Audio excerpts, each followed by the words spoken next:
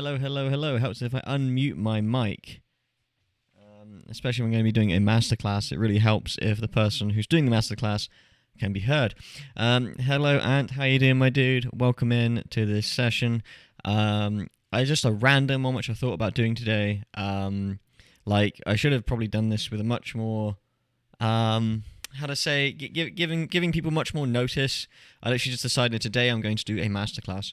This is being recorded, so just to 100% clarify. So if you do want to check this out on the VOD, then feel free. And I'm also going to be trying to either upload the whole thing to YouTube as a whole cut, or maybe try and cut it up a little bit and see if I got time to transcribe some of these lines. Because there are some really cool ideas that I've been coming up with recently, and also just observing. I've got a couple of things which I've been learning and transcribing. So yeah, don't worry. For anybody who's thinking about, I haven't got much time for this or anything like that, just feel free to catch up on the VOD or on YouTube via my YouTube channel. Yes. I'll most likely have to because I'm at work. No worries, man. No worries. It's just how it goes. But yeah, how are you doing anyway? Hopefully you're doing well and awesome. Anyway, let's get started. So first of all, just make sure, yes, you can see my hand, even though the mic is a little bit in the way, so I'm just going to adjust that a little bit. So you can see my hand, my picking hand, and you can see this. And maybe I'll move it, just jitter it over a little bit. There we go. So you can see my picking hand, and you can see this. That's good. That's good. Right.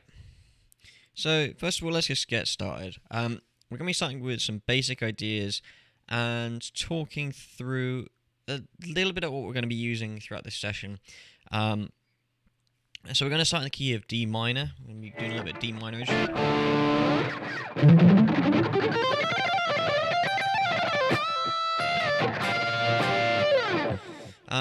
And there's a few different shapes we're going to be using. So I'm just going to run you through one or two shapes that we can use, and just as a general quote unquote a base level floor thing. So we can deal with obviously our pentatonic scale, and we can deal with just the natural minor scale, maybe a little bit Dorian, depending on what your general flavor is. And the idea is that these lines you can take and transpose to different keys, different modes, as long as you're aware about what's going on, just in terms of the pattern and how you can move that around. So, it's just bass position pentatonic. If you're not aware of it, just this whole thing.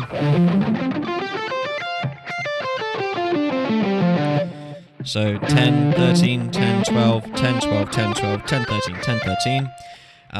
Or your natural minor scale, which would just be 10, 12, 13, 10, 12, 13, 10, 12, 9, 10, 12, then 10, 11, 13, and then 10, 12, 13. I'll also be extending that to maybe some more shapes similar to this kind of thing. So maybe so be 12, 13, 15, 12, 13, 15, 12, 14, 15, 12, 14, 15, then 13, 15, 17, then 13, 15, 17. All those notes are within the D minor scale. So that'd be D, E, F, G, A, B flat, C, D. So there's one flat in there, which is your B flat, okay? But they're just repeating notes over and over the fretboard. So let's just deal with some single string ideas. We're just going to be dealing with some things. So I'm going to be doing this with the neck pickup. However, these can be done on the bridge pickup. Just the neck pickup has a bit of a more forgiving sound when you're practicing this stuff. I'm fretting right up to the fret wire, so whenever I'm doing any of this kind of stuff.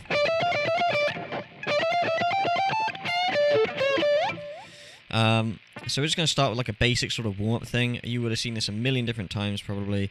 We're just going to deal with this, and we're going to deal with three positions. So we're going to deal with 10, 12, 13, then 12, 13, 15 as our second position in this, and then 13, 15, 17 as our third position.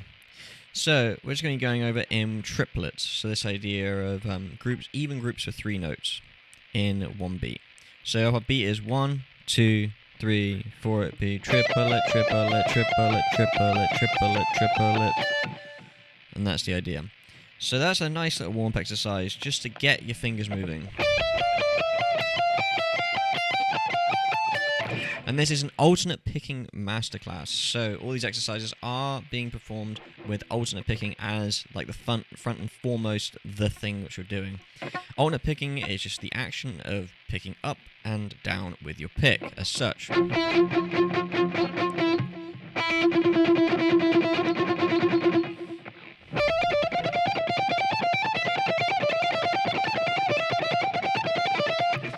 Etc. So you pick down, your next stroke will be an upstroke. You pick up, your next stroke will be a downstroke. So you're literally just going down, up, over and over and over. So the first exercise, we're just going to group those triplets. So we're doing like each grouping twice, like so. So we're going to do, so this will be 1. So we're going to go grouping 1 twice. So that'll be 1, 2. Then we're going to go to the next grouping and then do that twice as well. And the next grouping, and that's going to be twice as well. Now, here, I'll give you the fingerings of what I'm using, or the digitation. Feel free to use what you're comfortable with, but this is what I heavily recommend. So for 10, 12, 13, I'm using fingers 1, 3, and 4. So my index finger, my annular finger, and then my pinky finger. And then we're going 1, 2, 4, for the 10, 12, for the second grouping, so that'd be 12, 13, 15. So that shape in general is with, 1, 2, and 4. And then your last grouping, whether you got a little stretch, I'm using 1, 2, 4 again, with the little stretch being between the first and second fingers. Some people will do this, and I do use some licks where this is prominent, but that's only normally because it's like a chromatic phrase, maybe here like this. If my guitar will work, that'd be absolutely lovely. There we go. Oh, maybe I have to fix that a second.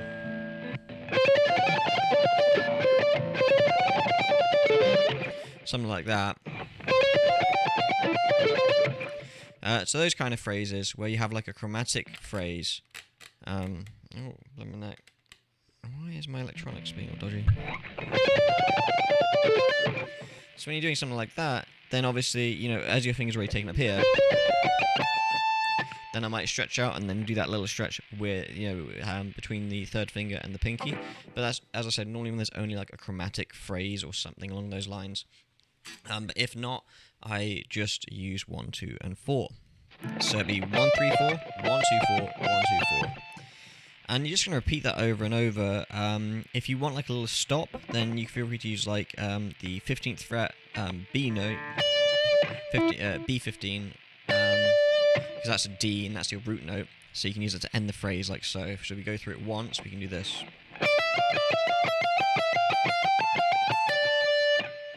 And then again. If you're a bit more of a hardcore dude or more advanced player, and you're thinking, yeah, this is pretty easy, we can just extend it. Again, we're not going to speed it up, we're just going to extend it a little bit. So we're going to go.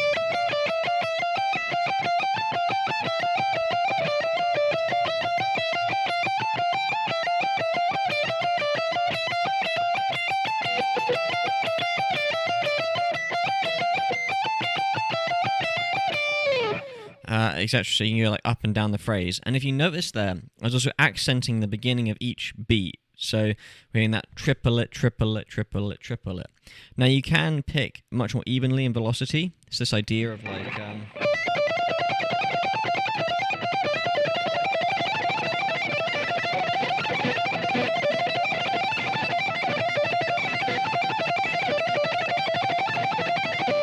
that idea of like that whole thing, although I should be having a lot less noise there.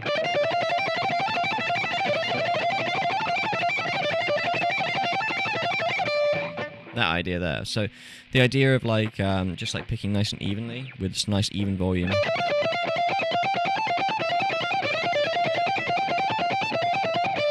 Where you're not getting any spikes. However, if you want a bit more of a challenge, just try and accent the first note of each beat.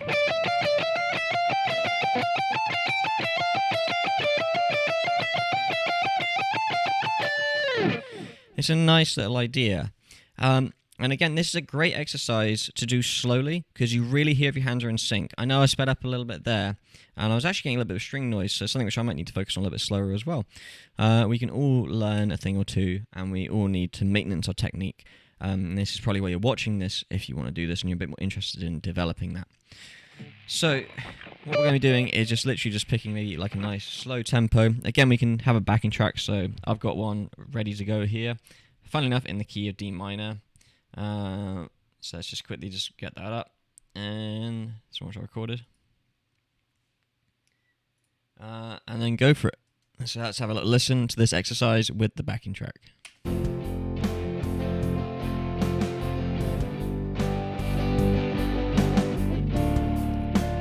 So here we go.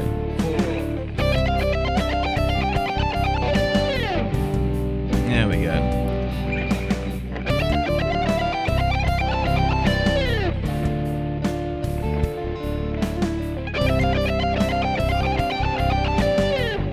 And again, if you want to make this a little bit more difficult, so we're just going to go up and down those patterns now. Here we go.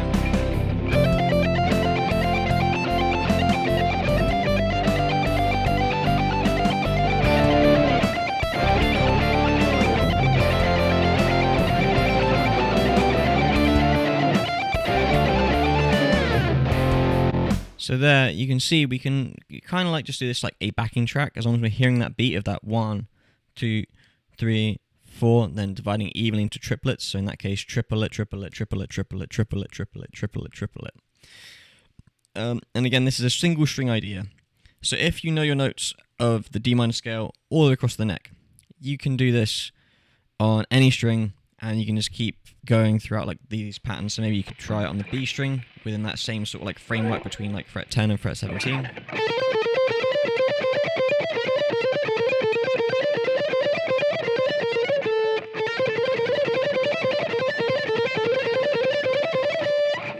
That idea, and that works out quite nicely. And hey, how you doing, LA? Hopefully all doing good and well. I just let you know I'm recording this, so I'm gonna be like just like when I start talking of an exercise, I'm just gonna like continually talk until I get to the end of that segment. So I'm not ignoring you on purpose or anything like that. It's just so I get like a nice little take, so I can cut it up for YouTube at the end. But yeah, if you want to like ask any questions about anything I'm doing, I will indeed answer them. And yeah, I hope you're having a good day too, my dude. And glad that you're here and having a good time. And hey, Weedpipe, how you doing, my dude? Welcome in as well. So sorry, I literally just started that segment on that exercise. Ooh, it's one of those ones. Right, so that was exercise number 1. So it's a nice little single string exercise, and again, we're just taking it through that D minor scale. Now, obviously, there's a really, really classic one, which you should know, which is like a Paul Gilbert style exercise for changing strings. It's an absolutely fantastic one for developing alternate picking.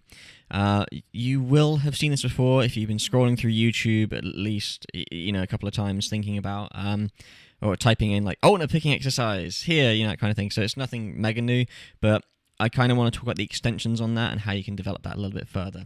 So let's just have a little listen to that. So what I'm talking about is this little exercise here.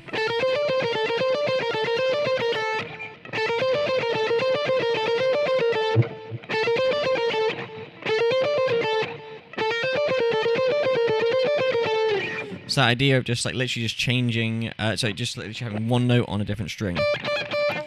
And in this case, if we start with the downstroke on these 3 notes at the bottom, so what notes we're playing, we're going 10, 11, 13, and then 10 on the high E string. So 10, 11, 13 on the B, and then 10 on the high E string. And then going back down.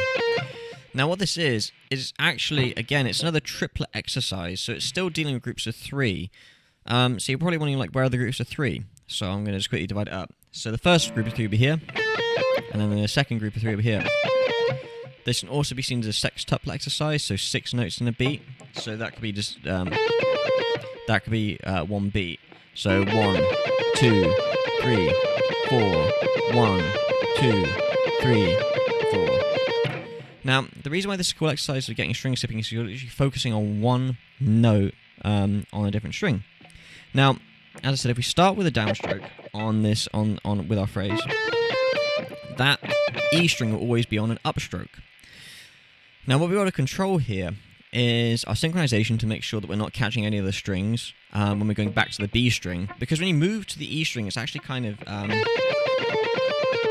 it's quite forgiving.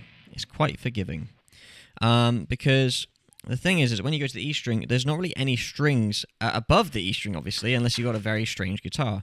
Or maybe not strange, a very unique guitar is a better way to put it. But, you know, so it's basically, you got to be careful moving back, so you're not hitting the G or any other strings as you're coming back down, so the B string. Another way to practice when you're used to it is to practice it in between strings. So maybe like bring it down an octave to make sure you still get good clarity.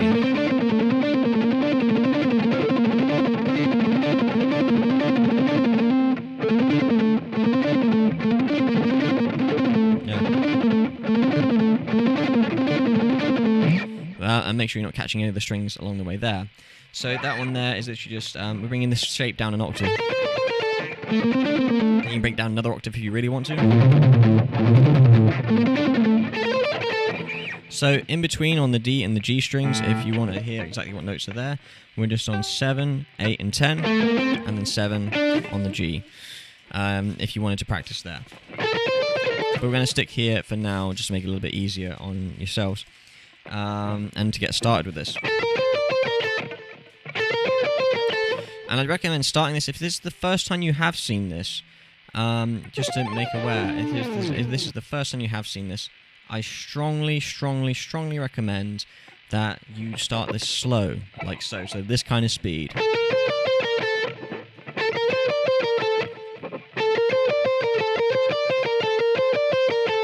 And really just like take mini pauses as you see what I'm doing there. I'm taking little pauses and I'm basically making sure that 1, I'm in sync, 2, everything sounds correct, and 3, it feels comfortable to me. And I'm actually getting it, if that makes sense.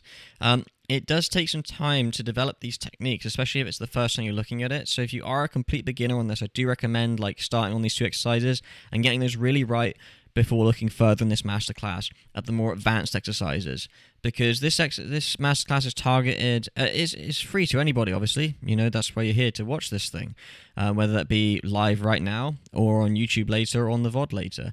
But the thing is that I will be going through some more advanced exercises and some more advanced excerpts, so as in where people have applied alternate picking in tunes and songs and things that I like, which you can use for your own practice and just own general fun, and also listen to me nerd out about it and why it's cool, or at least why I think it's cool. And before I carry on with the next bit, thank you very much, Blue, for the subscribe. It's much, much appreciated, my dude, and hopefully it was good and well with you. And it's freaking 6 months, man. That's crazy. All right, so, and oh my god, thank you very much for the mini egg mix. That's going to be really cool. Actually, bought me some chocolates. This is good. Basically, when you eat chocolate or drink coffee, you just go faster because it's more sugar, more caffeine. You know, that kind of thing. Although, don't actually do that. Do not, if you're watching this and you're an impressionable person, that is a joke. Okay? Do not rely on coffee or sugar for speed increases. It's not good. It's not good. Shlee Ant says hi. Yeah, and all that good stuff. Yes. Shlee waved at the camera. There you go. Anyway, time to carry on with... Oh, hello. There you go. Right, time to carry on with the masterclass, which is totally 100% professional and well advertised, to the point where I advertised it 1 hour before it was meant to be broadcast. There you go. Ant says yay. Right, so let's just break down this exercise a little bit. Again, you can divide this into triplets, or you can divide it into sextuplets. And thank you very much for the subscribe. And again, 6 months. Again, freaking hell. We got 2 more 6 months. This is awesome. All right, let's go for it. So we got this all.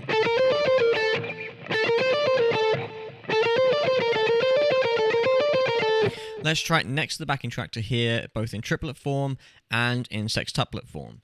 Let's give it a little try. So I'm just going to put it on a little bit. So we go 1, 2, 3. Here we go, triplets.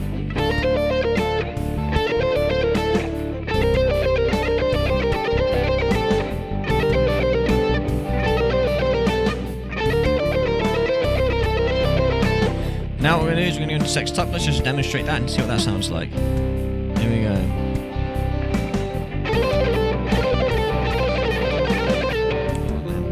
It's a bit quicker than what I remember.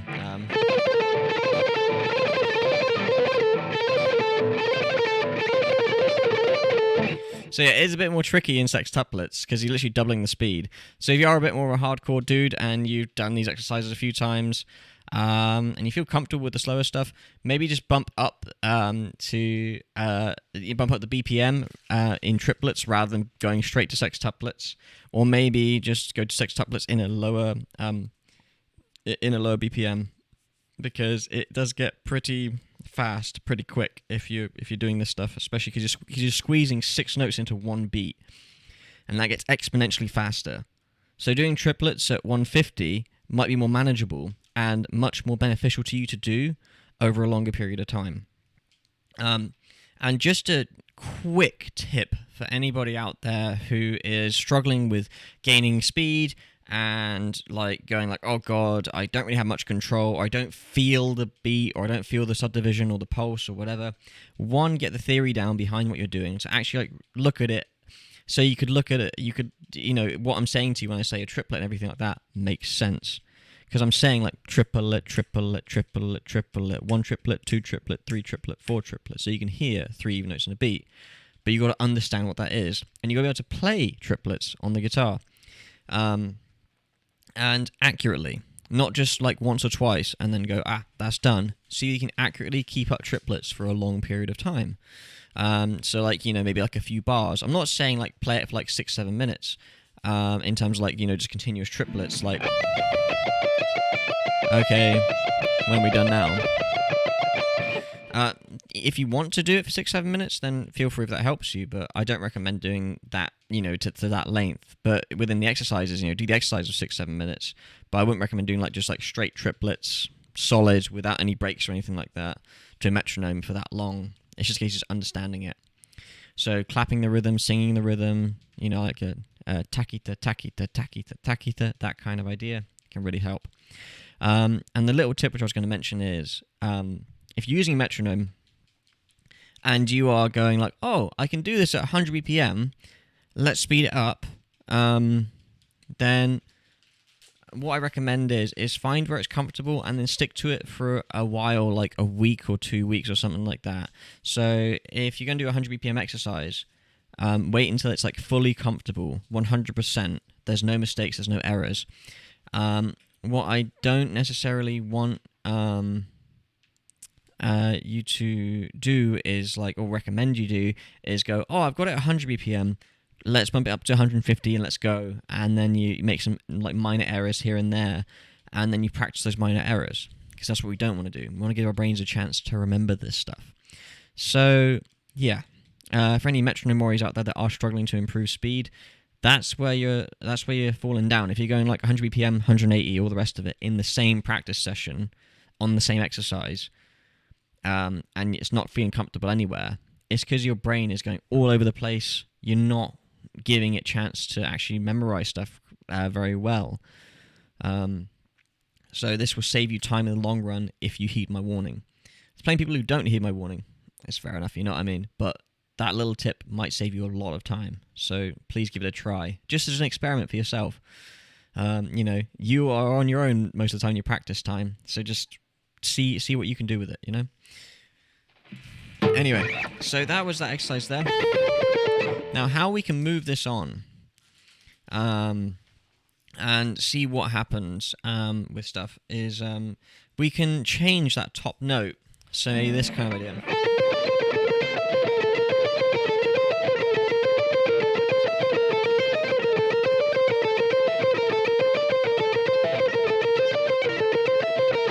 So what I'm doing here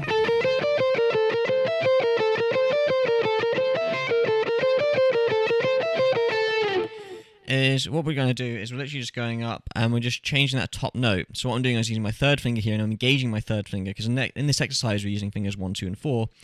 So I'm engaging the third by adding this, adding the E as the top note, or 12th fret E string, which is an E in itself. So we're going like.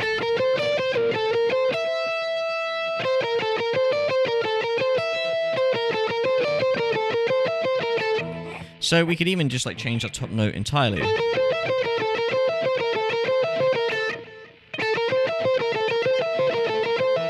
To get used to that, and again, we're just using triplets. And yeah, let's just hear what that sounds like next to the backing track. And when you get comfortable with changing that one finger on the top, then we can, as we did it, as I demonstrated earlier, just alternate between the two. You can even use this as a chromatic phrase and get used to like trying to use each individual finger on that top string.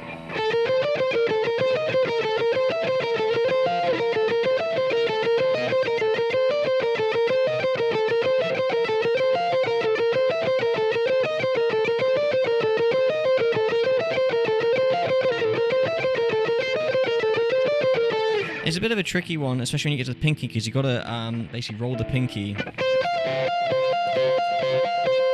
Because it's already on that fret. So you want to have like a smooth sound, you've got to roll the pinky up. Now, I have seen Paul give it this ridiculously fast speeds in a lot of different videos, so I can try and do this as sextuplets, but it's probably not going to end too well. But he tends to do this on this kind of pattern.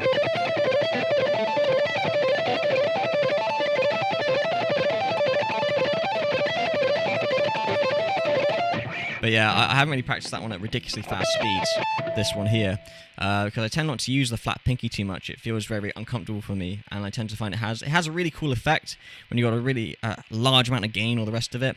And I do use it very occasionally, but just not enough for me to like put it like solidly into my practice routine.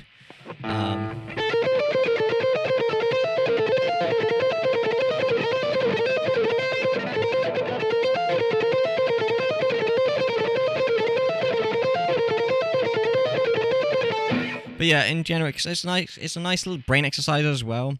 So again, stick to like a nice lower subdivision where you're a bit more in control. You know, if you want to mess around a little bit, feel free to try and speed it up if you're comfortable with the exercise. Like the only reason why I'm speeding all this up is because what I'm talking about and what I'm presenting right now, I have done a lot in terms of a lot of alternate picking, a lot of different practice, all the rest of it. And hey, welcome in, Sis Guitar. 180 you can subdivide to 190. 180 you can subdivide to 90. Increase metronome in increments of 6 BPM.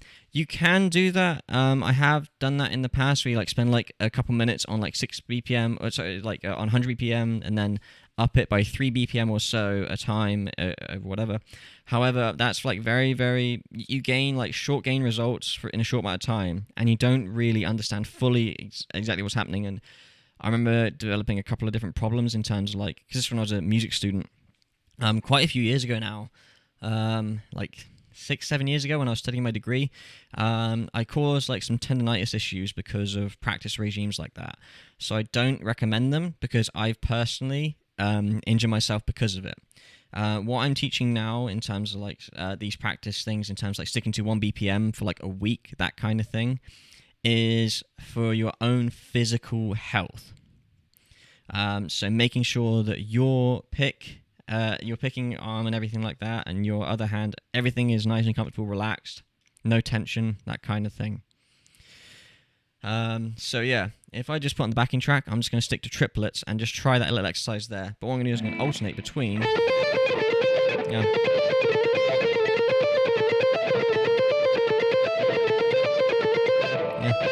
Man, I've started doing the chromatic exercise, so my brain's telling me to do that one. But I'm just going to alternate between D and E on the top strings. So let's give that a try. 2, 3, 4.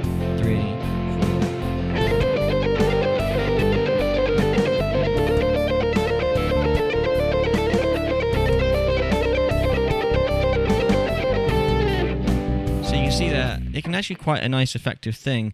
And if you want to target certain notes within changes, that can be quite nice. Like, let's say you're doing this on like a lower string, maybe you're doing it here.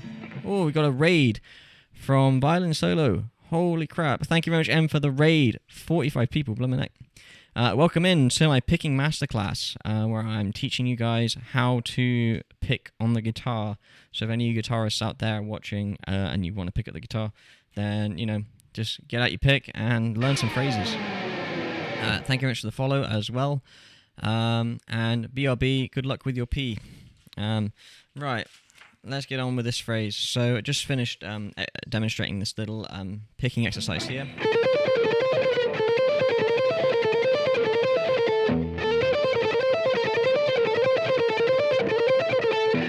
And we'll just play it to the backing track so you can hear that one a little bit better. So we're just doing it in triplets. So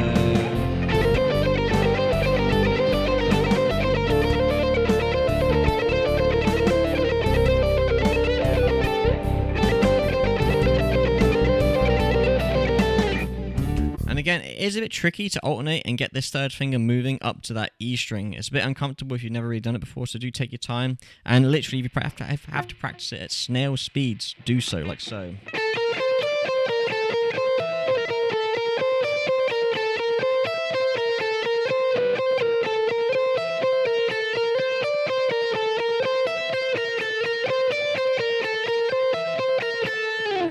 And a lot of advice I have for practicing is do physically watch your hands. I know my eyes darting around a little bit.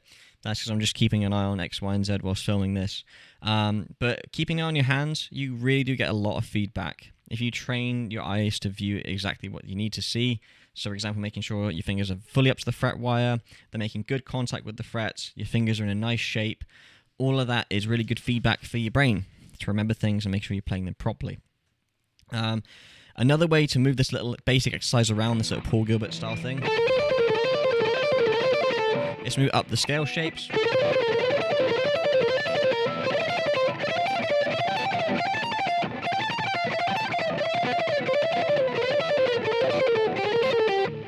That idea.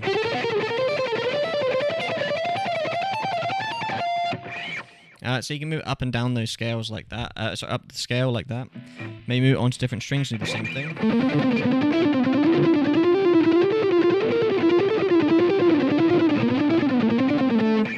And all that kind of stuff. So you can see there, and again, by moving in between the strings as well, you're getting rid of that little bit of leeway that you have with the E string, where when you move to that E string, you don't have any strings above it to hit, or any risk of that. So you want to make sure that you're practicing on these middle strings as well, just to make sure you're getting a good, overall playing field, and make sure your pick isn't straying too far from the string that you're going to pick. You want to kind of minimize that movement anyway.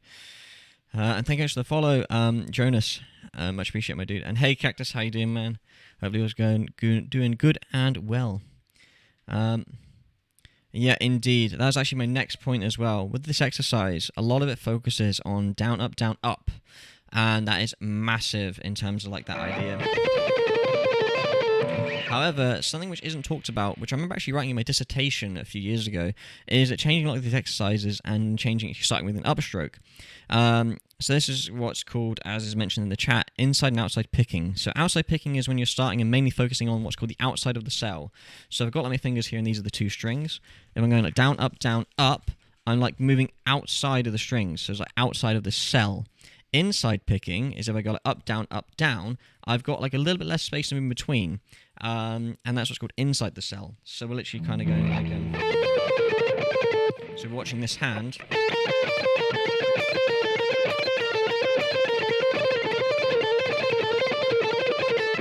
We're starting with an upstroke.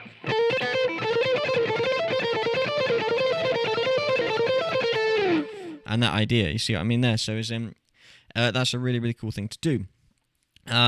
Again, just to change up this idea, so maybe just starting with an upstroke, that might throw you off a little bit.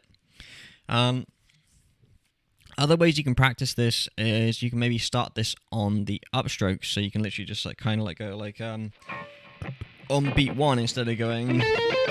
So 1, da, da, da, da, da. We can start the beat on the upstroke. Da, da, da, da, da, da, da, da. So obviously just count like that. 1, 2, 3, 4. So the idea of having that metronome idea and just keeping on changing it around, coming up with different ideas. Now here's a little bit more of a quote unquote turning up the difficulty a little bit, because it's still dealing with the same subdivision. If you want to go a bit more quote-unquote hardcore with this, you can change the subdivision whilst keeping the notes the same. So instead of keeping this as a triplet lick, you can maybe move it into a semiquaver lick or a 16th note lick. So 16th note or semiquaver is 4 notes per beat. So in this case, 1 a yen, 2 yen, 3 yen, 4 yen.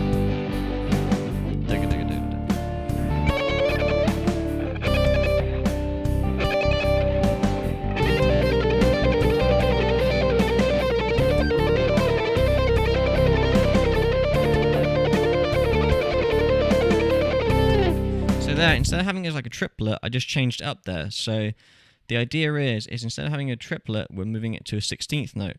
And by doing so, we're actually making it a little more difficult. Our brains are not going to like this very much because our notes where we're feeling like the groups, the groupings, they're not going to land like this. This is no longer always going to be beat 1.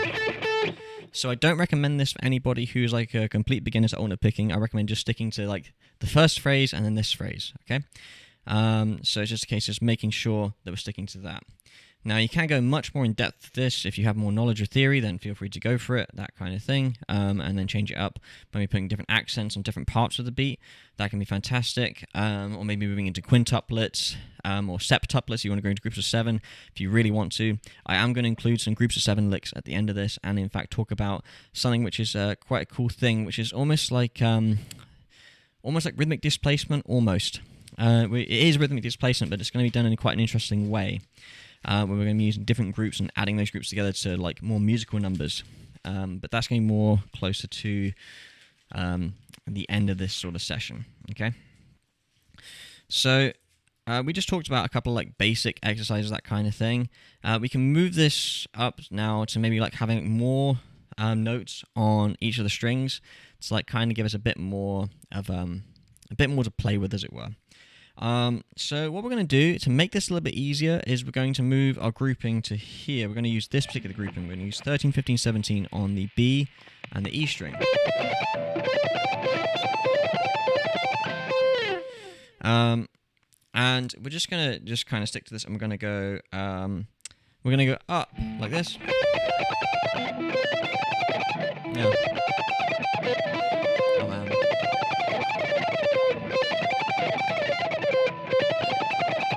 Oh, my brain is not working today. There we go. Let's move it down a little bit more.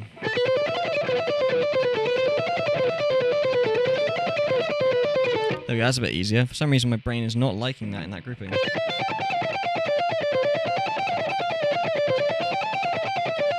There we go. So again, there's a nice little simple one. Again, this one's not meant for speed, really. I mean, you can speed up if you really want to, but this is more of a case of just more articulation and just trying to like break it down a little bit more. So what we're going to do is just give it like a nice repeating pattern. So we're going to ascend up this grouping. So we're going to go 13, 15, 17, 13, 15, 17. Again, all on the picking. So we're starting on a downstroke. We're going to go down, up, down, up, down, up. And then when we descend, we're going to do it in groups of 4. 1, 2, 3, 4, 5, 6. And then 1, 2, 3, 4. 1, 2, 3, 4. 1, 2, 3, 4. 1, 2, 3, 4.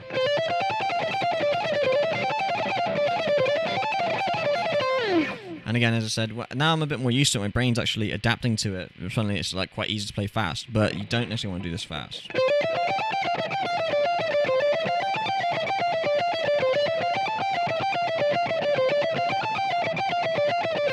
And again, the reason why I'm keeping this here is I'm keeping it to a symmetrical pattern on both strings. So we're not messing around with this idea, because we could do this in the natural minor scale if you want to have a bit more of a challenge and using all 4 digits. We could do 11, 12, 13, 10, 11, 13, 10, 12, 13.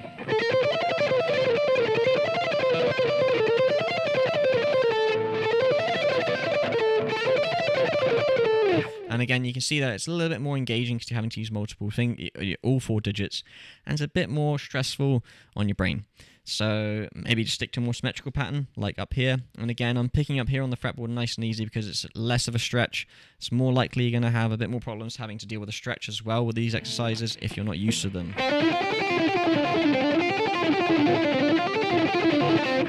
If you want to practice that, as I said, feel free to practice it in all your different positions across the neck. If you know the notes in the scale, then feel free to like chuck them everywhere. Use different string sets, different, all the rest of it. I've talked about using E and B, D and G, and E and A as groupings. You can go into in-between strings, so A and D and G and B. If you want a bit more of a challenge, like this one might be a bit of a challenge, going between like the natural minor scale in this pattern.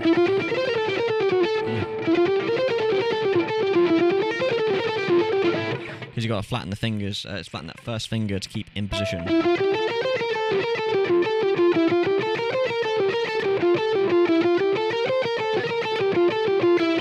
or you're going to have to do a position shift midway through that, somewhere in between the lines to try and even that up. So there's loads of different ways you can throw yourself for a loop by doing this.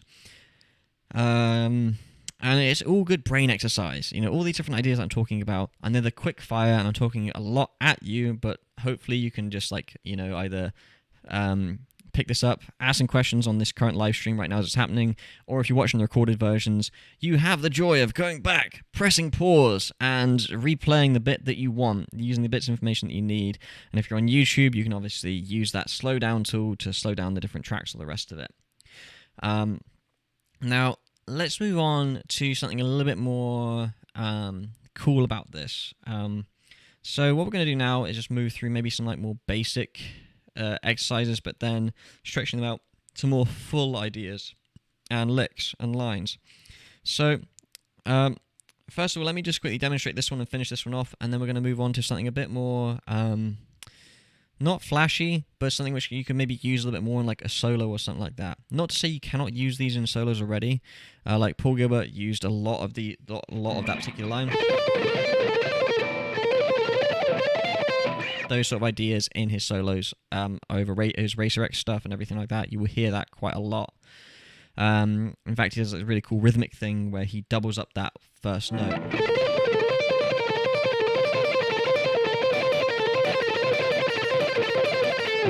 So those sort of ideas, you can, you know, it's quite cool, you know what I mean, quite rhythmical. So there's loads of different ways you can adjust this, and you can hear that like sort of ebbing and flowing between the sort of like, so like not like exactly metronomic, you can make it metronomic as well, but you know, in a live setting it might be quite cool to like ebb and flow with the rhythm and sort of like play around with the audience a little bit in terms of audience interaction, if that's what you're going for, you know, if you're playing in more of a live setting. Although I'm talking about this if it's like pre-COVID for some reason. Nunny. Right. Anyway, let's get on with this and show the exercise in context with the backing track so you can hear that. Let's go for it. And I'm going to be doing this in semiquavers.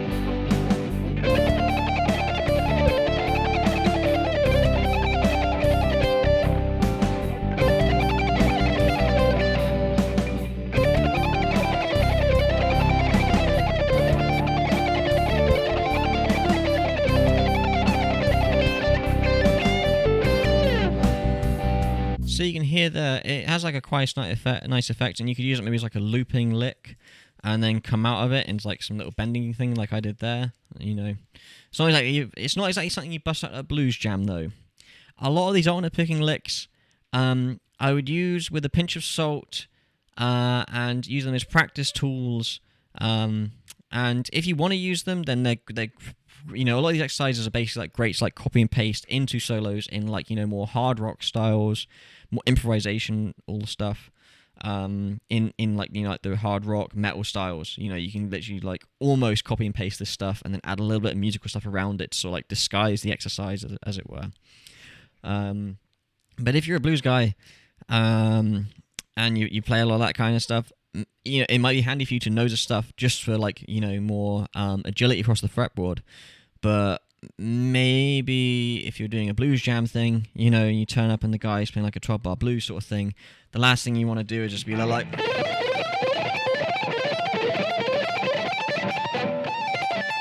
that kind of thing, you know what I mean? So just take what I'm saying with a pinch of salt and apply it to what you know musically, you know? Imagine that, just like, yeah, man, 1, 2, 3, 4.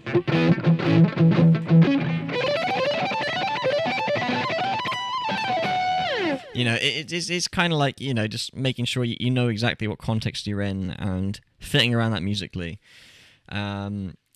I used to be one of those guys where you know, I mean, like before I even studied at my degree, and I was actually one of those guys that went to a blues jam and did that. And let's just say it wasn't the best thing to do. No. You know, don't do it. Just from personal experience, let me be the guy who makes the failure mistakes, and then you guys just learn from it. That'd be amazing, you know. But yeah, no. So yeah, I mean, if you want to. It's music, there's no rules, but, you know. Anyway, next exercise. So what we're going to do is we're going to take a pretty cool idea, and we're going to, again, this is like more like a Paul Gilbert style idea. So we're going to break this down a little bit, and we're going to be... So we're going to make this a Dorian thing, just to make it a bit more symmetrical. It's going to be a lot easier to learn, a lot easier to memorize. So we're going to be dealing with 3 shapes, okay? And luckily, it's the same on... So we're going to be dealing with 3 group strings. So we're going to be E and A, D and G, and B and E. And then what we're going to do is we're going to have the same shape on the group of strings. So what's happening on the E is happening on the A. And then when we go to the D string, we're going to change shapes, but then it's going to be the same for those 2. So let's go through the shape a second. So it's going to be 8, 10, 12 for our first group. So 8, 10, 12, 8, 10, 12. Then we got 9, 10, 12, 9, 10, 12 on the D and G. And then we're going to 10, 12, 13 on the B and E strings.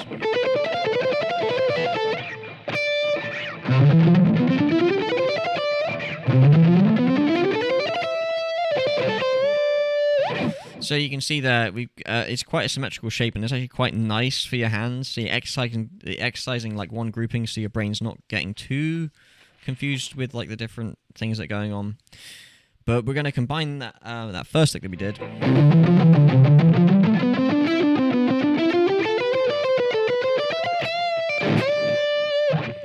And then kind of moving it through. And again, I'm ending with a bend to the root, so it sounds a bit more Dorian-y. You can end, if it's a bit more Paul Gilbert ending, is to end on that E note.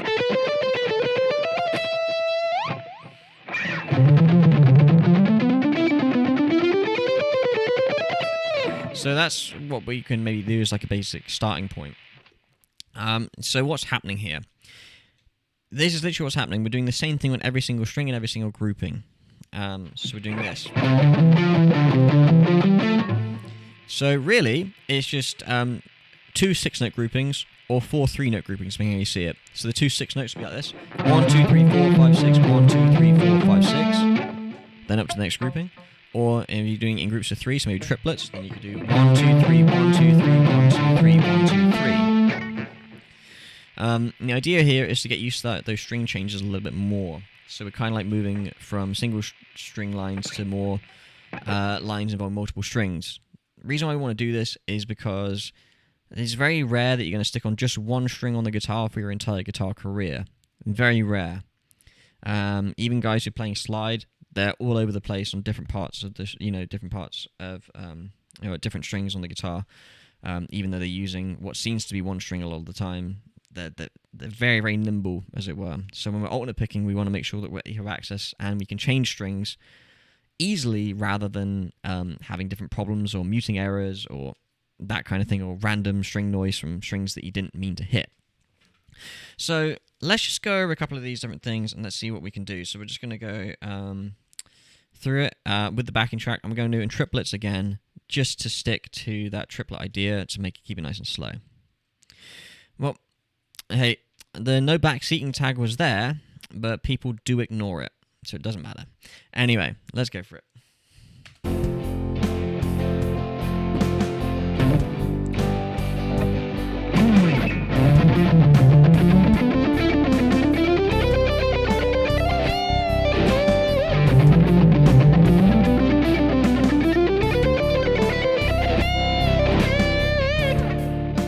And again, that sounds, that sounds like quite a cool lick, and it sounds a bit more musical. You could use that quite easily in a solo. So again, you could either choose to end that with the on that E note, so on the 9th in this case, or do what I did and do that like those 2 bends there. That's quite cool. So let me just go through the lick exactly as I'm doing it. So first of all, we're going through that little grouping. Then we're moving that grouping up to the next group of strings. And then the next group of strings. And then we either end it here on this note, or we do a bend here. Like that. So we're doing a bend up to the 13th fret from the 12th fret. Release the bend. Pull off. And then we're just going to pick this note, but then go straight into a tone bend from the 13th fret to the 15th fret. Or if you want to be more musical, from C to D. But we're not going to hear the C note, we're just going to pick it and then bend straight away. Add a little bit of tasteful vibrato at the end of it as well, you know, depending on the context of the music. If you're Zakk Wylde, you know,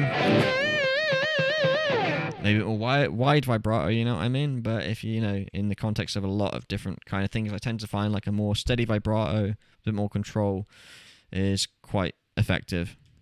Keep a bit of width though, you know what I mean? You don't want to have like a very thin vibrato like that. You want to make sure it's heard.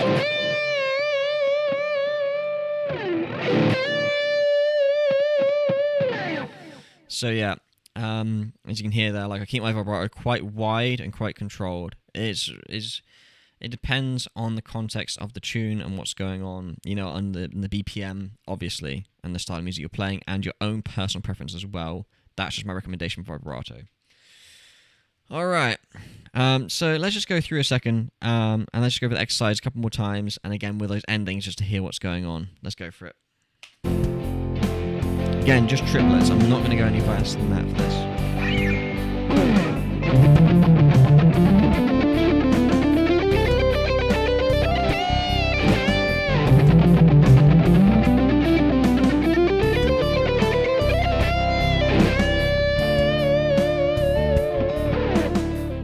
And again, that sounds really cool, and you could use that in a solo, maybe as like an ending kind of thing.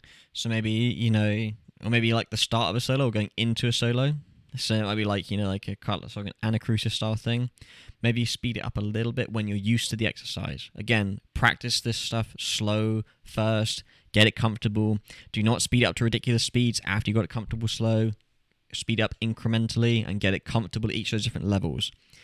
If you're looking at quote-unquote true mastery over alternate picking, you want to be able to alternate pick properly with all the different subdivisions at loads of BPMs, right? Now, most music is based between, like, you know, most songs you're going to play in a guitar career is probably between, like, in electric guitar at least, between like 100 BPM, absolute maximum 160. There are very few tunes that you're going to play at 160 very often.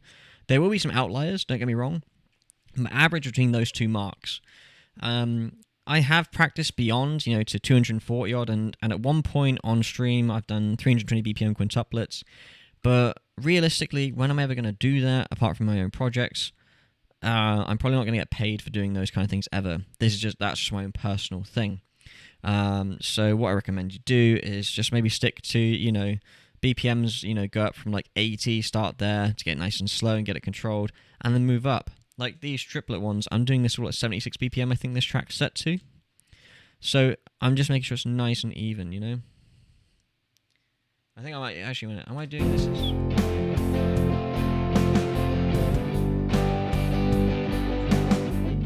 I think I was actually doing it as, sorry, I wasn't doing triplets there. Let me just go triplets. Let me go back and do that in triplets. Let's go for it again. Let me do it properly. So, 3... Triplet, triplet, da da da da da da.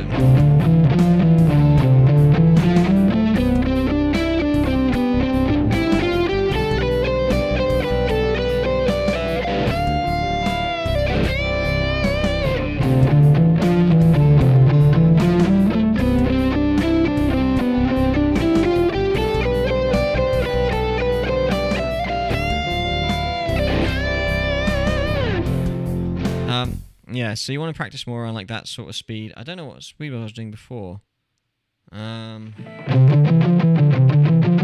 speed was I doing before? Just so I know for clarification later on.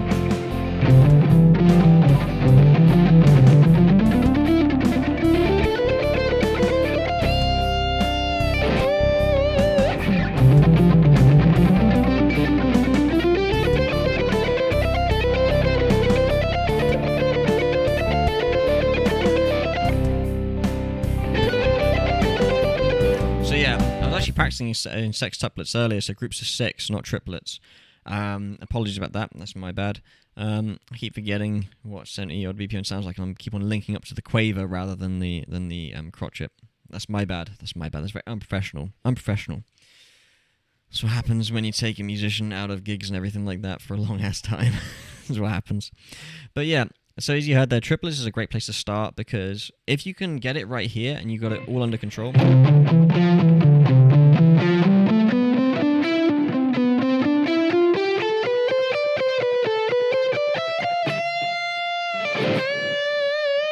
it's all sounding good. You're feeling no pressure or no, how do I say, like you're not feeling like it's difficult in any way, shape, or form, or you're feeling like strained in any way, shape, or form. Then you're going in the right direction. Then you want to speed it up, as I said. Maybe do go to sextuplets in the subdivision when you're a bit more comfortable with the idea. It can be really nice. But as I said, it does get a lot quicker pretty easily. And it's just a case of just being careful with that. Anyway, talking about that, let's talk about how we can maybe like improve speeds. So if you watch my Instagram clip and you are lured here by that, then you will see that I did like a little bit of like a solo transcription thing from another song that I was looking at, which is actually quite a cool one to look at if you're studying on a picking. It's like a 6-second excerpt of a solo from this particular tune. And there's also an improvisation I did with a particular lick at the end, which I wanted to talk about now. So we're going to go back to the single string idea with the. So what we're going to do is we're going to add a burst at double the speed of what we were playing before. So it's going to be.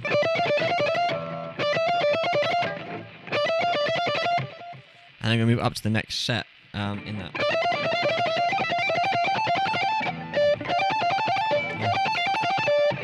So it's a bit of a tricky one to do. So if we just do the backing track so you can hear it in context. So it's a bit of a tricky one to get used to, and that's what it was in full speed. So again, you might want to practice really slow to start with, because it is hard to change in different subdivisions, especially in the same line, especially doing it as I was doing it there, so groupings of 2 and then group of 1 on the faster line, or the fast subdivision. So let's just try this slow. So if we go like triplets to sextuplets, so...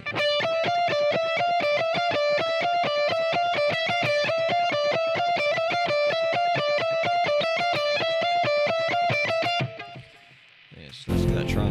So triplet, triplet...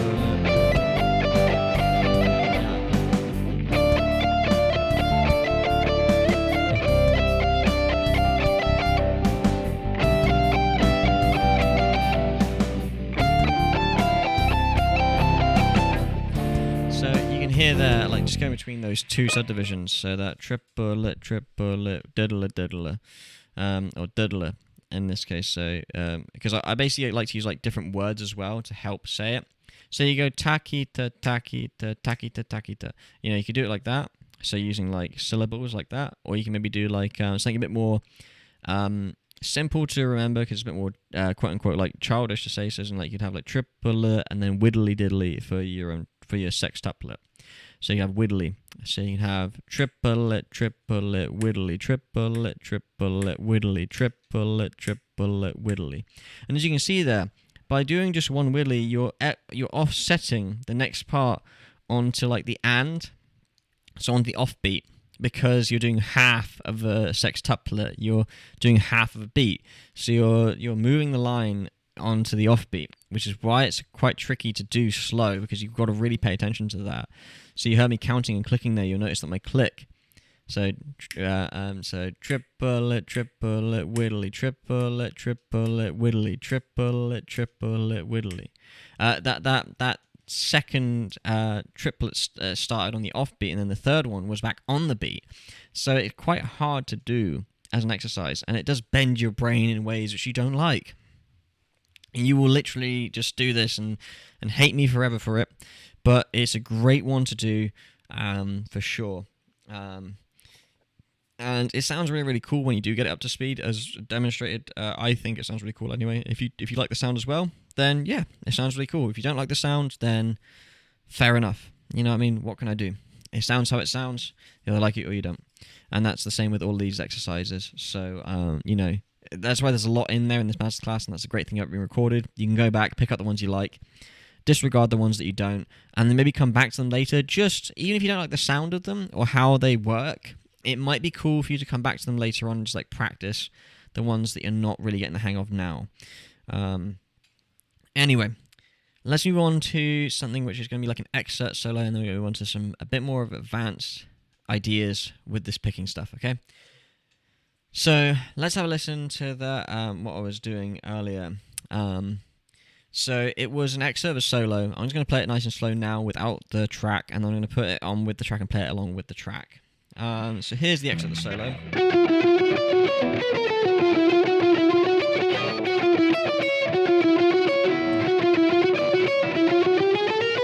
Without the mistake. So let's go 1, 2, 3, 4.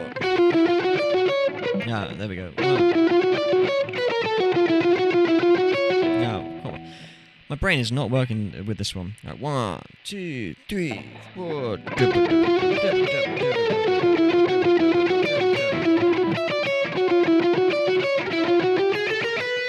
Now, why this is a really cool one is because, one, we're dealing with chromaticism, and 2, we're actually taking breaks in between the phrase, so we got to be really careful at where it is. Now, when I play it with the track in a second, you'll see what I mean, because it's sped up a little bit more than you think, in terms of, like, it's a little bit faster than you think it is. So I recommend practicing it slowly. I'm going to break down the exact notes in a second, but first of all, I'm going to play it with the track. Now, I did do this in my Instagram clip. If you scroll across to it, and feel free to look at it there, you'll be able to see it in its full glory, without all this video around it, if you want to find this exact thing. But here we go. I'm just going to find a little clip of what I used. Here we go. Are we ready for some shreddies?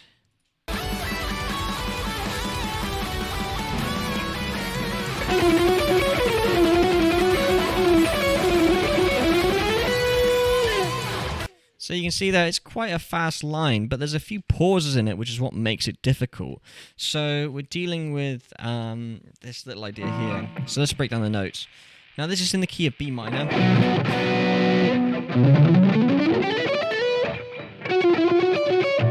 And we're also dealing with a thing called string skipping here, which is why it's really essential we get our picking super right. So let's delve into the first few notes. So we're going to just do this chromatic phrase here. It's going to be 5 notes. So. And we're going to go from 11, 10, 9, and then back up 10, 11. So 11, 10, 9, 10, 11. And then we're going to do an upstroke. And by that's on the G string, by the way. So it's G11, G10, G9, G10, G11. And we're starting with a downstroke. So we should be ending. So we should be starting and ending those 5 notes on a downstroke. So down, up, down, up, down. And then we're going to extend our downstroke a little bit on that last one, because we're going to go for an upstroke here on the 10th fret of the E string. And then we're going to come back here to the 11th fret of the G. So we're going to go, and then we're going to go to the 9th fret on the E. And the fingers I'm using for this, I'm using the first 3 digits. So for 1, 2, and 3 for this grouping here. So I'm using finger 3 on G11, finger 2 on G10, and finger 1 on G9. And then I'm using finger 2 to go up to E10, and then finger 1 to go up to E9. I'm keeping that third finger there, just like kind of like ghosting over G11 to hit it when I need it. Because the idea is to constantly like release that note as you're going to. You don't want to hold it down like this. You don't want to hear it ring into each other. You want to develop note clarity in these lines, and when you're playing faster lines, you want to keep the notes divided, if that makes sense. You don't want them to be playing together like a chord, so you don't want to hear them ringing out together like so. If you hear any ringing noises like that, yeah, you don't want to hear that. You want to hear them nice and evenly spaced, as it were. But yeah, you want to hear each individual note as it is. You don't want to hear them like as chords or clusters, unless that is an intent, purposeful thing which you're doing. You know, and if you're meaning to do it, great. If you're not meaning to do it, it's not so good if you cannot control that. So yeah. Oh man, there used to be a fancy term I used to use for that. I'm trying to remember it, but I can't remember it. Basically, making sure the notes are well divided. It's a good punctuation, as it were. Good note punctuation. That's a good way to put it, I think. So let me just go again over that little phrase. And then we're going to stop there on that one and take like a little pause. And then we're going to go down this chromatic phrase. So we're going to use fingers 3, 2, and 1 again. I'm going to go down 12, 11, 10 on the B string. And then 11, 10, 9 on the G. And then back up to here. And then we're back to our little phrase.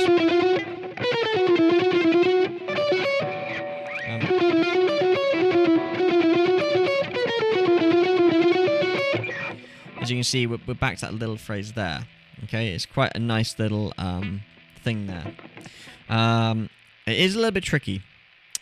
So just be patient, okay? So I'm going to play this nice and slow, but be patient with yourself. Do not get frustrated at this, because if you're getting frustrated, there's just no point. It just hinders your progress. You want to just focus and say, okay, I made a mistake, and then just move on if you do make a mistake, okay? Practice it nice and slow like this. So get that first part down and get it nice and comfortable. And then the chromatic phrase is as such. Now I'm ending it there because we're just going to do that first phrase again after that.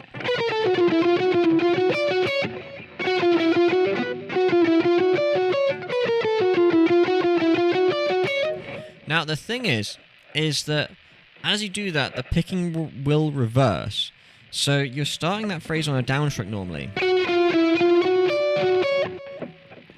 Now, if you start this phrase with a downstroke now, then when you go back to your first phrase, you'll be starting on an upstroke. So what I recommend is that if you find that difficult with the string skip and doing inside picking with string skipping, bit of a mouthful. Then start this lead-in phrase with an upstroke, so you can keep the picking consistent.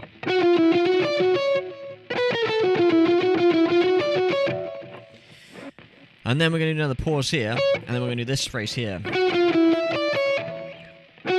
Just down this little chromatic phrase here. So we're going to go 11, 10, 9 on the G, and then 12, 10, 9 on the E.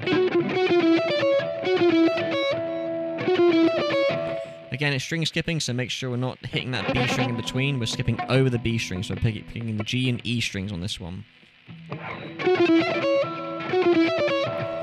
And then we're going to play the phrase again, that first phrase. And then we're going to finish with a straight chromatic run. We're use all digits. I'm going to go 9, 10, 11, 12, 9, 10, 11, 12 on the G and B strings. So all together, phrase 1. Then this little pause. And then we're going to do that little chromatic phrase down. Back into phrase 1. Then little break 2. Then we're going to do phrase 1 again. Then chromatic phrase from here to here. And this is literally using 1, 2, 3, 4, 1, 2, 3, 4. So you ever done any chromatic exercises? It might be called the spider exercise or anything like that, or whatever you want to call it, this whole thing. Then yeah, you've done this already, you've done that motion already.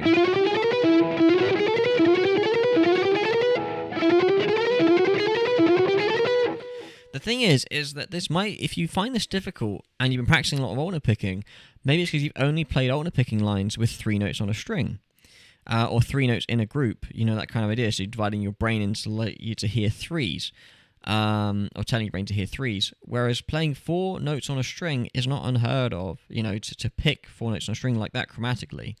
So that is quite a good thing to practice in a musical context. And that's why I like this song, in terms of like this part, or this solo in particular, or this little excerpt. Because it's making you pause, and it's making you take little breaks within the phrases. So you've really got to know your alternate picking really well to nail this.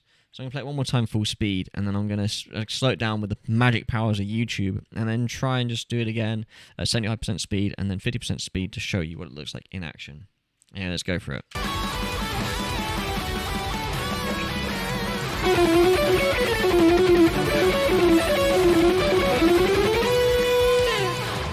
So you can see there, it's quite quite a nice little run. And this is Wings of Freedom from Epica, by the way. If you want the timestamp for that particular lick, it's at 3:23 on YouTube. But yeah, anyway, let's go. So let's go 75% speed, and let's see what happens here. This is a bit slower.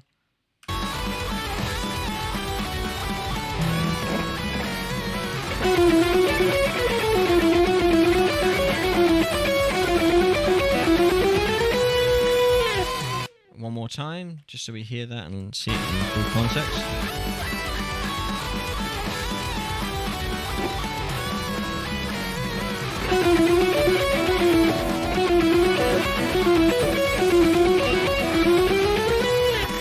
One more time without mistake.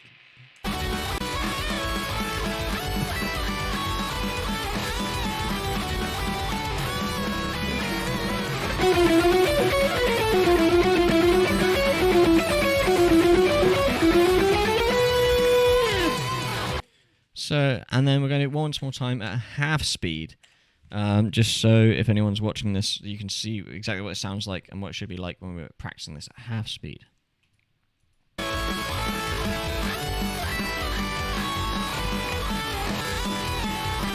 Here we go.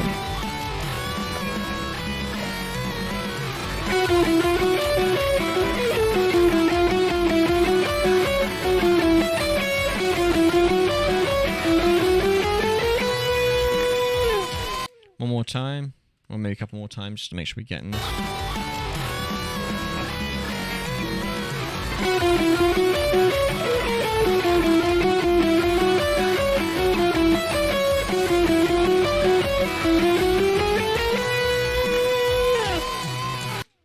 And one more time for good measure, just so you can see it one more time in its full glory and hear those really stretched out audio files like...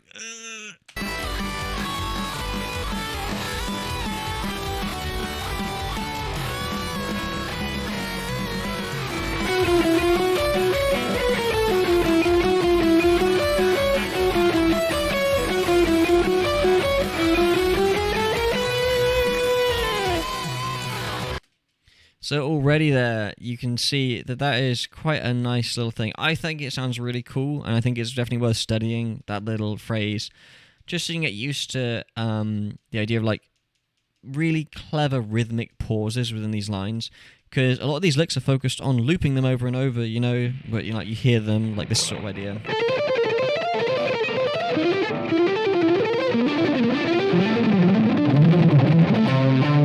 That sort of idea, so like looping them over and over.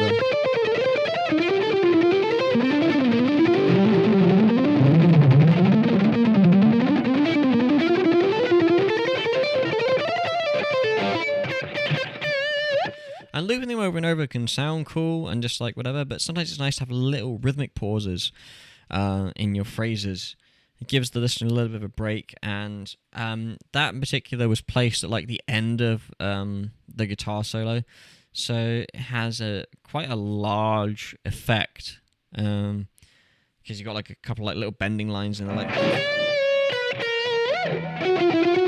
leading into that little alternate picking phrase, so that can be very, very handy. Just to like think about where you're placing these lines, especially if it's like quite a fast thing which you're doing. Think at the musical context of where you're going to apply it. So one, practicing it and getting it down is one thing, and two, the next step is actually like, how do we get this from theory into what sounds cool on, like what I wouldn't mind listening to in my car, or just sitting down and listening to and chilling out to. Or maybe thinking if you are in a live band, and then thinking about how you can apply that in a live setting. It's all down to our discretion, even though I'm showing this stuff in this free masterclass style thing, you choose whether you want to practice it, and then if you do practice it, you choose whether you want to use it in whatever context it is. So just make sure you're being a bit more tentative as to where you're using it. Anyway, now we've done that, we're coming near to the end of what I kind of want to talk about, because I'm going to end the masterclass and do a few jams after this, just a bit of fun for everyone who's stuck with me through this whole explanation-y thingy. But what we're going to do is going to delve into something a little more tricky now. This is the hard stuff, so if you are a beginner, Oh, please don't try it for the sake of being like, I'm going to do it because I want to show my friends. If you want a challenge, great. But I recommend getting these first exercises, all those exercises that I've shown you. There's loads of stuff there which you can practice and get down and practice on the picking with. If you're more advanced and you're ready for this next stage and you feel like you need a bit of a push, then yeah, go for this. Well, it's that's the thing. It's like to not be able to do this, yeah. It is kind of one of those things though, because in like the second anyone sees like a flashy lick, I remember when I was I remember when I was a teenager learning guitar in Devonshire, thinking, oh, I've got to learn all these fancy licks, and I did push myself to learn a lot, but it took hours and hours of my time, and it was very, very frustrating because I was like basically headbutting a wall until the wall broke. It's possible, but there are easier ways to step up the ladder. And if I was able to go back in time and tell young Charles the way, as it were, young Charles would probably still ignore me because I was a dick.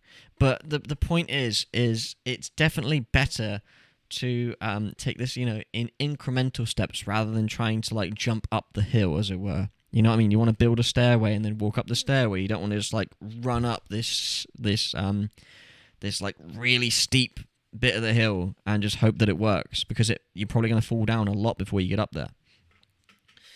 Anyway, so the lick itself, you can break it down slow, but the reason why it's difficult is because it requires you to think in odd numbers in this kind of thing. So we're going to, first of all, break down this lick into its basic form, and then just mangle it and evolve it into something which is just going to be a bit more cool and displacey, but it's going to be difficult if you're not used to the concept. So what we're going to do is we're going to deal with this in 16th note subdivisions. But we're going to think about this in groups of 7. That's right, 7. Now, what we're going to do is I'm going to play this little line, I'm going to count exactly what's going on, and then I'm going to show you how you actually would play this and use this. Because you wouldn't use this strictly as a group of 7. You would add this up into different things. Maybe you might use like a group of 7 with a group of 5 with a group of 4 then. So you got 7, 12, 16. So maybe go like 7, 5, 4 and then one note. You know what I mean? That kind of thing. And then maybe accent each beginning of each beginning of each grouping to then create rhythmic displacement. So this is what I mean by it gets advanced. If you don't know what I mean by all of that, then I'll explain a little bit better in a second. But now you see why I'm just saying, like, okay, don't just look at the notes, think about what's actually going on behind it. Right, so let me just show you the thing. I'm going to shut up and play. This is going to be the best way to do it. And so we're going to deal with this in this grouping here. So let's just deal with it here. So we're going to do 13, 15, 17, 13, 15, 17 on the B and E strings. I'm going to start on 15, and we're going to do this. So I'm just going to play it, and then I'm going to break down the notes.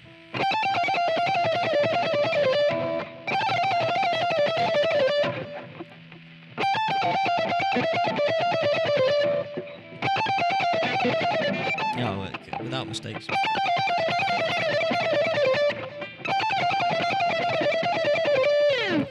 So, why is that difficult? Because, as I said, I'm thinking about these groups of 7. So let me just count what I'm doing. 1, 2, 3, 4, 5, 6, 7. 1, 2, 3, 4, 5, 6, 7. 1, 2, 3, 4, 5, 6, 7. 1.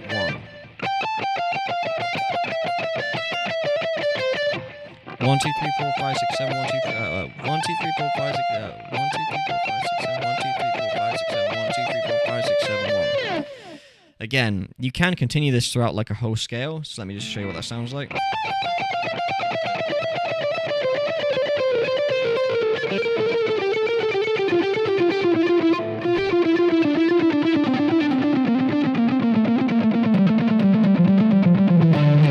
So you can see, you can play it through like a whole scale, but yeah, it can break you a little bit, because if I try and apply this to a song like that,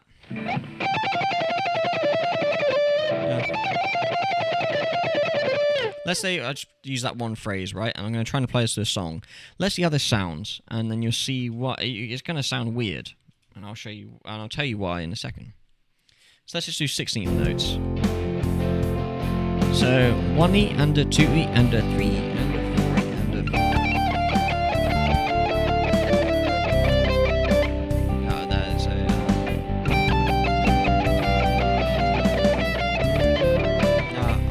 I'm messing up. I'm actually, my brain's trying to autocorrect the phrase because I know what's coming. Let's try that again.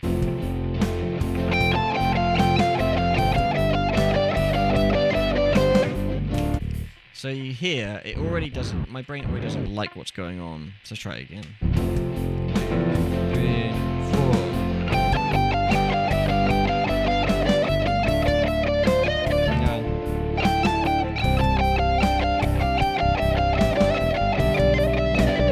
Come on, brain. My brain does not like this. 1, 2, 3, 4, 5, 6. 1, 2, 3, 4, 5, 6, 7. 1, 2, 3, 4, 5. 1, 2, 3. Let's try that again.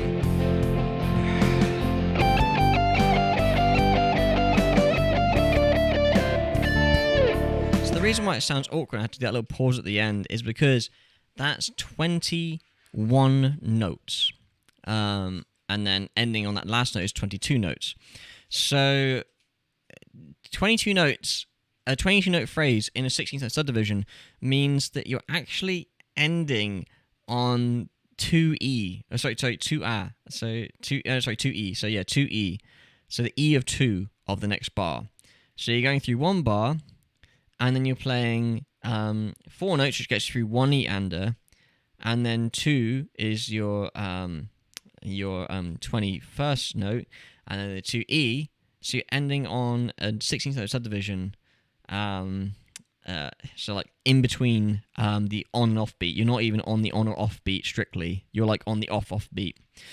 So there's ways you can get around that. You could start on the off beat or on the off beat. Or what you can do is you can sort of change up a little bit and do what I'm going to do in a second. And that is to break it up into different groupings. So you can take that little exercise.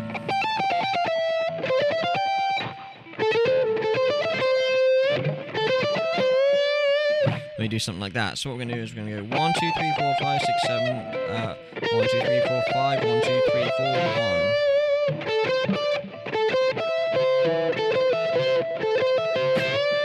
1. That actually sounds a bit better. So we're going to change my exercise a little bit to this. So we're going to go 1, 2, 3, 4, 5, 6, 7. 1, 2, 3, 4, 5. 1, 2, 3, 4, 1. But we're going to do this in 16th notes without a break. So it's going to sound like this.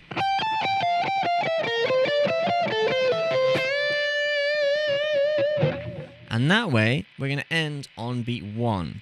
This is going to sound pretty cool. So we're going 7, 5, 4, which equals 16, and then adding 1 beat on the end to target beat 1 of the next bar.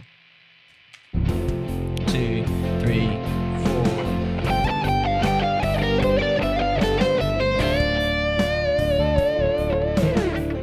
So you can hear there, that sound, and that to me sounds pretty cool. And then you can mess people up by accenting the beginning of each of those phrases. So I'm about to mess with your brains, people. Get ready. 2, 3, 4.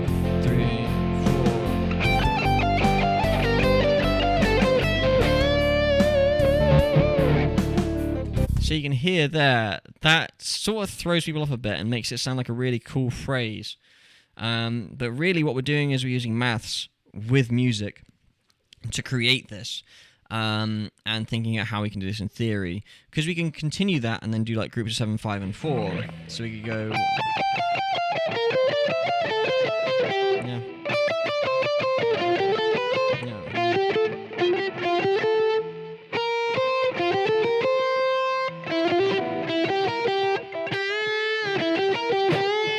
So maybe we could end it there. So maybe we could go.